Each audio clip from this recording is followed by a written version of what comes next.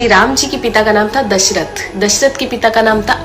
अज के पिता का नाम था नाभाग, नाभाग के पिता का नाम था ययाति, ययाति के पिता का नाम था नहुष, नहुष के पिता का नाम था अम्बऋषि, अम्बऋषि के पिता का नाम था प्रशुश्रुक, प्रशुश्रुक के पिता का नाम था मरु, तो मरु के पिता का नाम था शिग्रक, शिग्रक के पिता का नाम था अग्निवर्ण, अग्निवर्ण के पिता का नाम था सुदर्शन, सुदर्शन के पिता का नाम था शंखण, शंखण के पिता का नाम था प्रवड्ड, प्रवड्ड के पिता का नाम था अंशुमन, अंशुमन के पिता का नाम था दिलीप,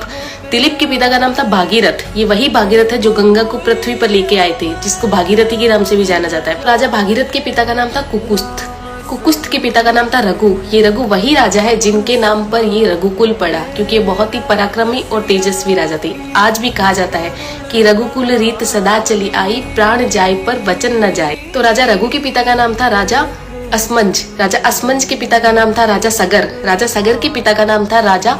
असित, राजा असित के पिता का नाम था राजा भरत, राजा भरत के पिता का नाम था ध्रुव संधि, राजा ध्रुव संधि के पिता का नाम था राजा सुसंधि, राजा सुसंधि के पिता का नाम था राजा मानधाता, मानधाता के पिता का नाम था युवानाश्री, युवानाश्री के पिता का नाम था दुंदुमार, दुंदुमार के पिता का नाम था त्रिशंकु, राजा त्रिशंकु के पिता का नाम था राजा पृथु, राजा पृथु के पिता का नाम था अंडण्य, अंडण्य के पिता का नाम था राजा बाण, राजा बाण के पिता का नाम था विवस्वान, राजा विवस्वान के पिता का नाम था राजा मनु, राजा मनु के पिता का नाम था